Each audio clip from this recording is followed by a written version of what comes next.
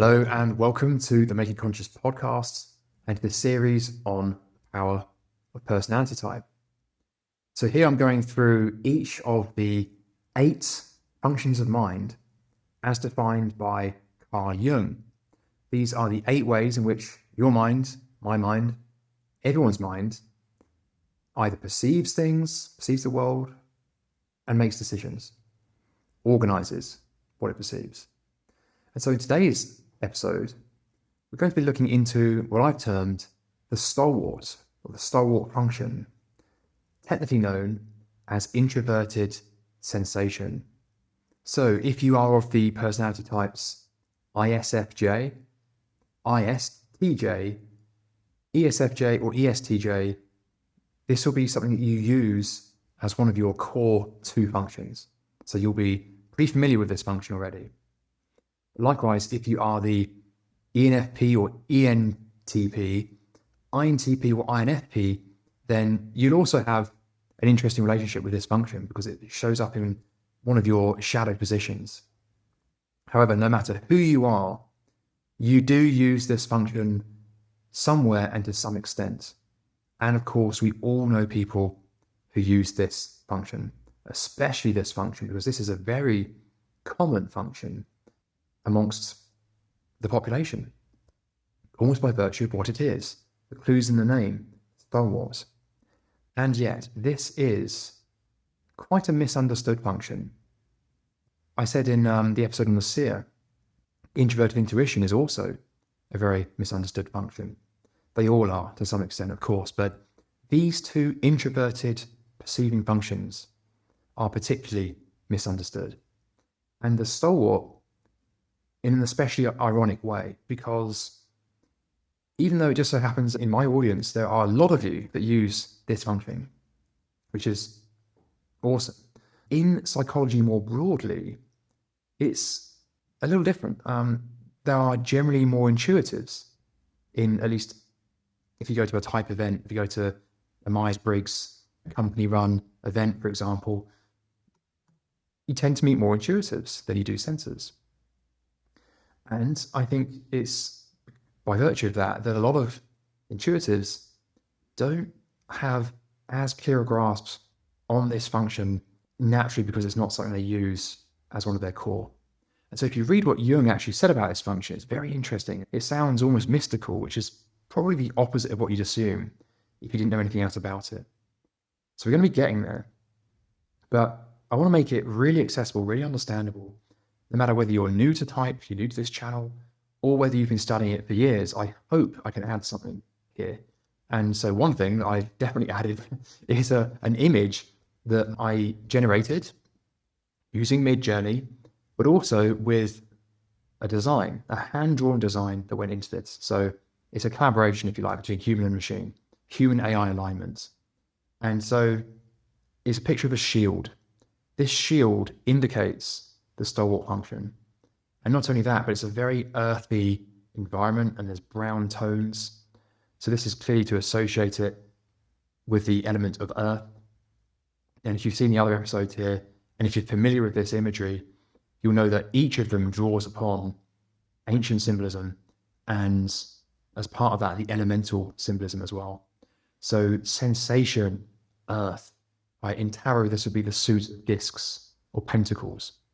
So here I've actually not used a disc, but a shield, which has a similar shape and solidity and roundedness. And so this is really to indicate this is something that's of the earth. This function is concerned with sensation.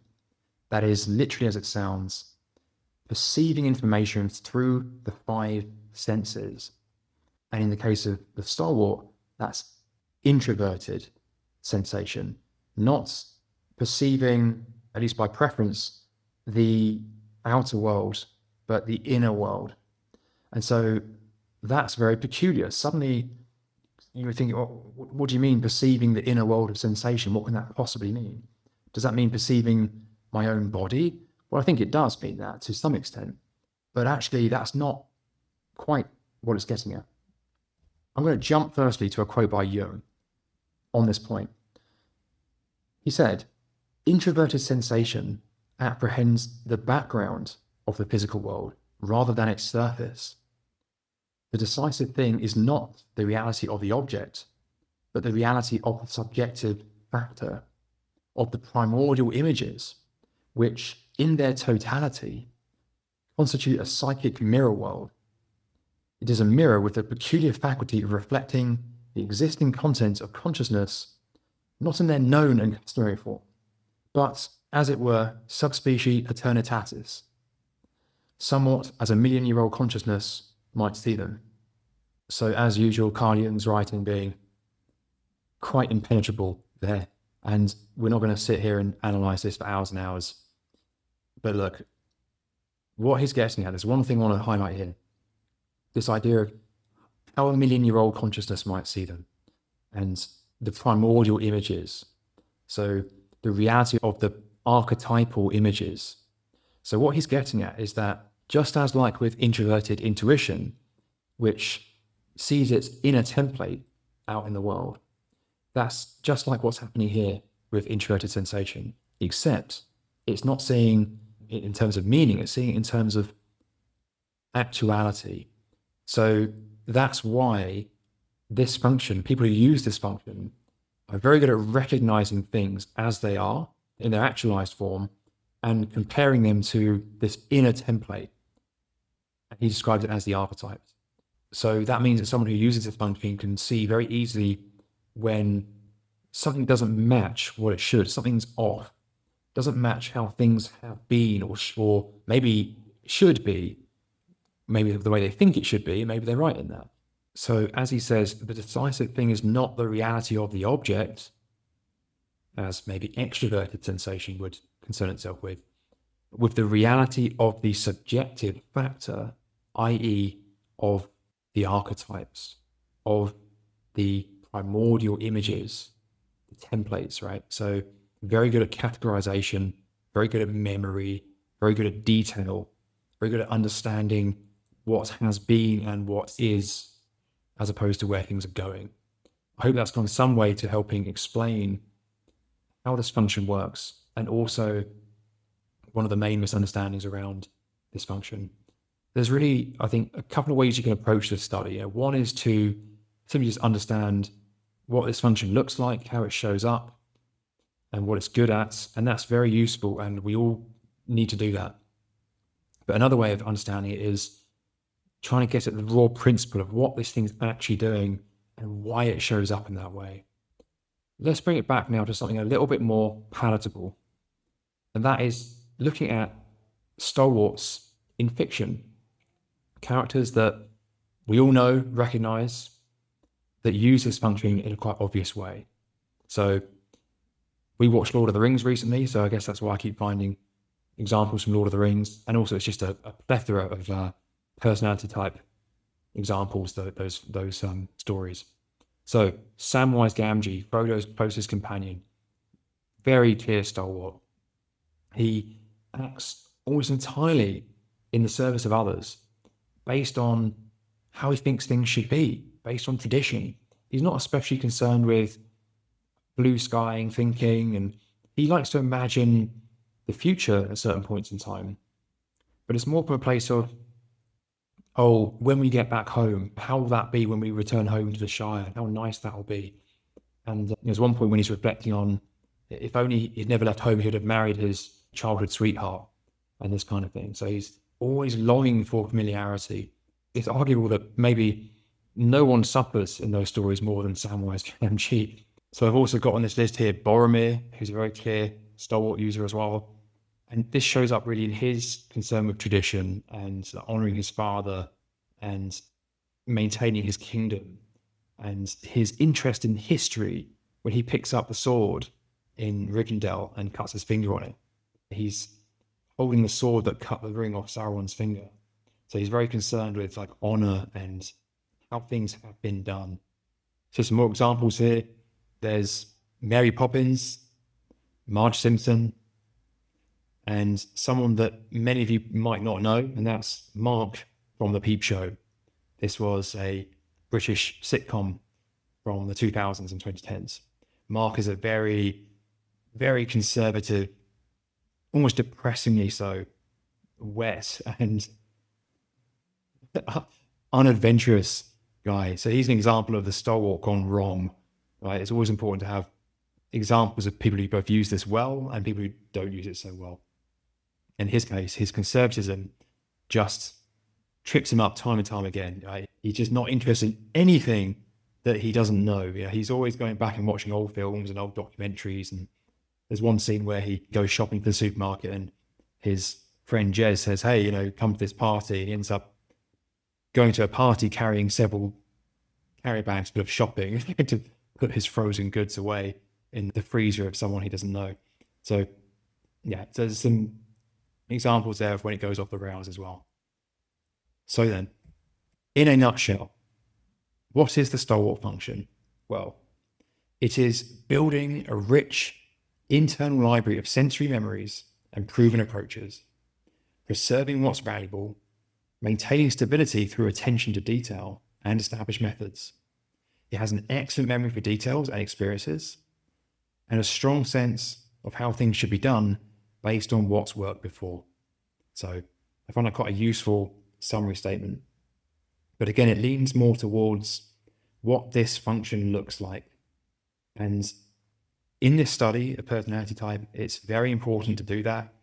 It's very important that you train yourself to recognize it in yourself and in others. And yet it's also necessary to go to that deeper level, understand exactly what this is and its essence. And that's when it comes back to this idea of having this inner memory of primordial images, which it uses to perceive and make sense of experience. That applies to the experience of the world as well as oneself. There's always experiencing everything in relation to that inner bank of memory. And that has both a personal element and a collective element. So despite being an introverted function, it is also using universal information here. It's using the archetypes to make sense of what it experiences. So it's not only personal memories, although that's clearly a very significant part of this as well. But it also has great access to this enormous, infinite almost bank of archetypal material. But it doesn't experience them in the same way that, say, the seer function or an intuitive would experience them. It experiences them as a memory, as an actualized memory, in terms of how it has appeared to humankind over hundreds of thousands of years in its actualized form. So the word Stalwart is designed to capture the reliable, protective, and steadfast quality that people who use this function often embody. And so when I think of this function, I think of some wonderful people that I knew growing up in the village that I grew up in England, who lived there their entire lives and became the absolute cornerstone of the village, right? And they were everyone's friend. They were so warm and loving to everyone, didn't have a bad word to say about anybody. And of all the places you could have grown up, this is a very nice place. And sadly, I moved away from there when I was a teenager. But if you're going to choose anywhere to spend your whole life, that wasn't a bad spot. And so there's something very warming about that whole idea. Yeah, I love to travel, right? I don't live in England anymore. But at the same time, there's something so relieving and so warming about just being in one place and really getting to the roots of that one place. Because I think in life, we often feel like if we don't move around, don't go out and get the thing, that we lose something, right? Our whole modern economic system is pretty much built on this idea, very generally speaking, of the need to go out and make something happen, and this very eros-focused, expansive approach. And that's half of existence, right? It's really important. It's all good and well. Jung talks about that being basically the task of the first half of life. But what is often overlooked in doing that is that actually every gain contains a kind of loss, and every loss contains a kind of gain. And so every yes contains a no. And so if you say yes to travel, you're also saying no to something else. And I think the Stalwart really understands that. I think they understand also that by saying no to a super adventurous, fast-paced kind of lifestyle, they're also saying yes to something. And the thing they're saying yes to is not necessarily any less valuable than what might be gained otherwise. And like of all these things, there's a need for not only balance, not only compromise from time to time, but reconciliation, synthesis. There's a whole other meaning to balance, right? It's not just about a bit of this and a bit of that. It's not about doing some adventuring sometimes and being grounded at other times. No, it's about finding what's valuable to both and betraying neither. And that is the work of synthesis, right? That means confronting the tension. So when used well, that's where this function leads. When used badly, it becomes, well, let's go there now. Let's go over to the shadow map for this function. For those of you who aren't familiar with my shadow map model, we're going to be looking at it in a very simple way today. It's really easy to understand.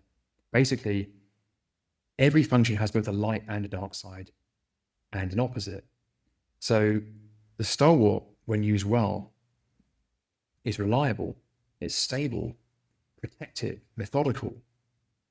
By the very same token, it can also spill over into rigidity, being resistant, and will take it to extreme, even being narrow-minded. So that would be the problem, right? Of someone who never leaves their village ever, there is that risk and that danger, and that's an impediment to one's growth. But you see, in order for the Stalwart to even do its own thing effectively, it actually needs to engage with its opposite. So the functional opposite of the Stalwart is the explorer. It's extroverted intuition. So in order for the Stalwart to be truly able to support stability and reliability, it actually needs to open itself up to a bit of versatility. Do you see that? Because what is stable about protecting something that doesn't work or that is outmoded? The more you hang on to something that has clearly had its day and clearly proven that it's no longer aligned to the needs of the moment, well, that's actually not stable at all, right? That's actually creating instability in the name of stability. So in order to be truly stable, one has to be able to move and change with things. Where that line is drawn, no one can say, no one can pin that down, right, in a word. That is the work. That is what inner work is about. It's what outer work is about. It's all a dialectic. And that's why it's a task. And that's why it involves energy exchange, because it's never about just superimposing a one-size-fits-all answer onto everything.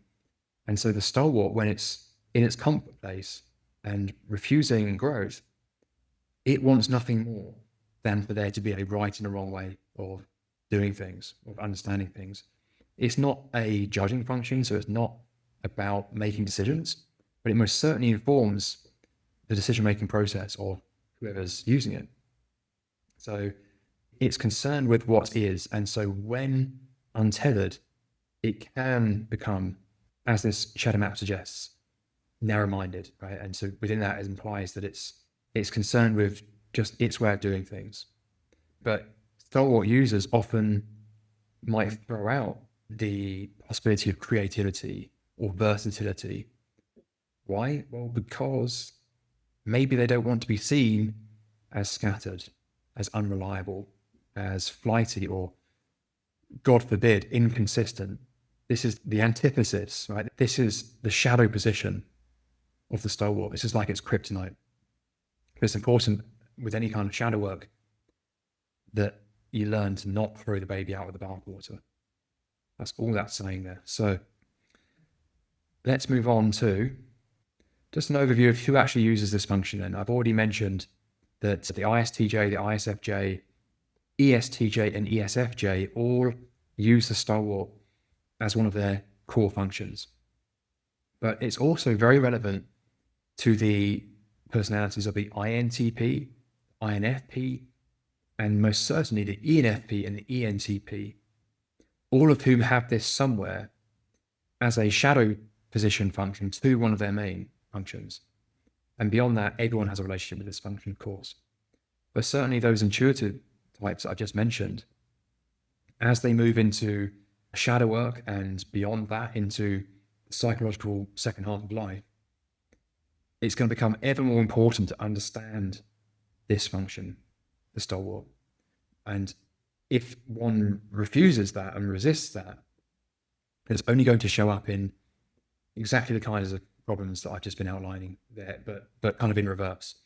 So just the same way, for an intuitive perceiver to be truly versatile or creative, they have to develop a relationship with reliability and stability. I talked more about that in the previous episode on the explorer function. So then, how the Stalwart shows up? Well, as I've said, it's stability, it's preservation, it attends to important details and builds on proven methods. And so naturally, it has an exceptional memory for details because it's always comparing back to that inner template. And it's often very good at work that involves thoroughness, method, checking, making sure things are done in the right way. Now, even though AI is making a substantial impact to every role, I wouldn't be so quick to assume that it will replace the role of people who use this function.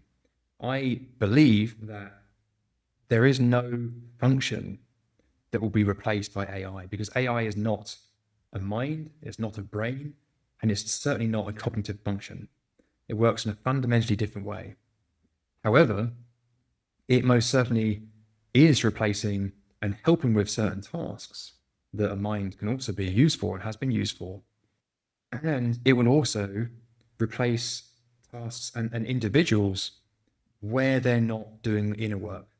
So one thing I think about a lot is the alignment between humans and AI, and what AI means for the growth of humans psychologically, and the need for adult development, like genuine psychological growth, to actually make proper use of AI.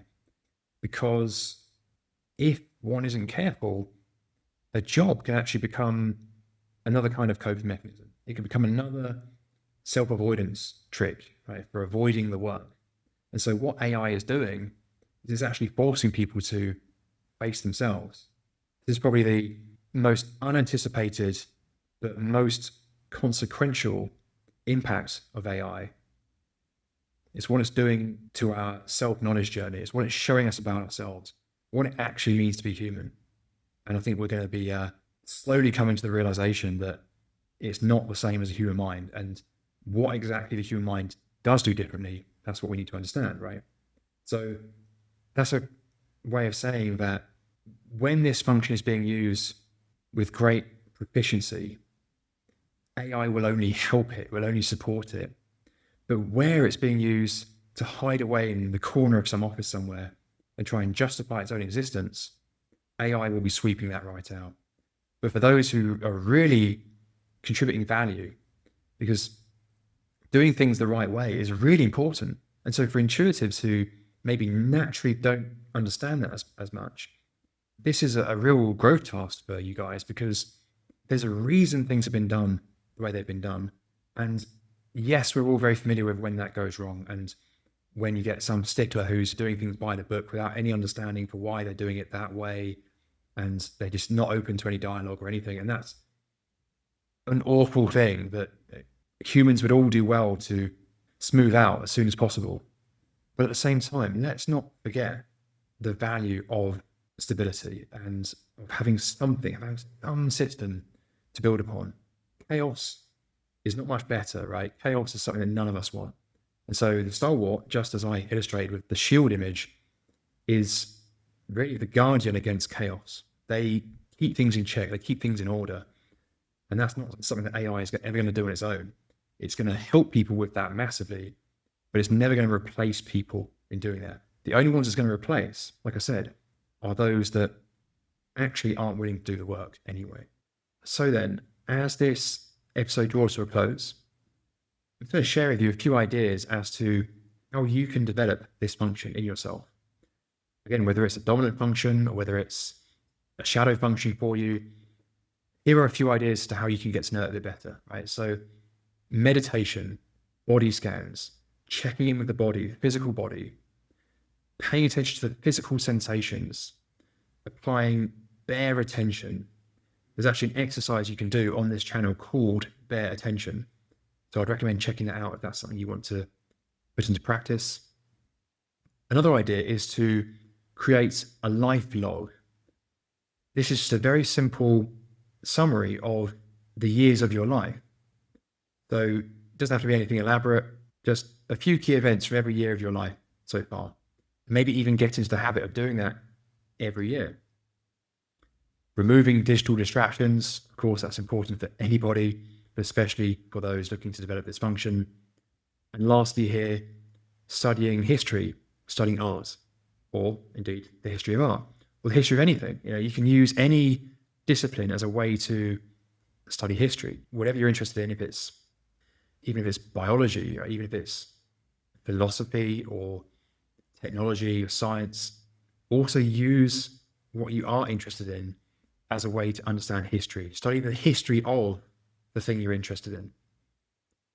And as with all functions, you can also engage with this function in active imagination practice.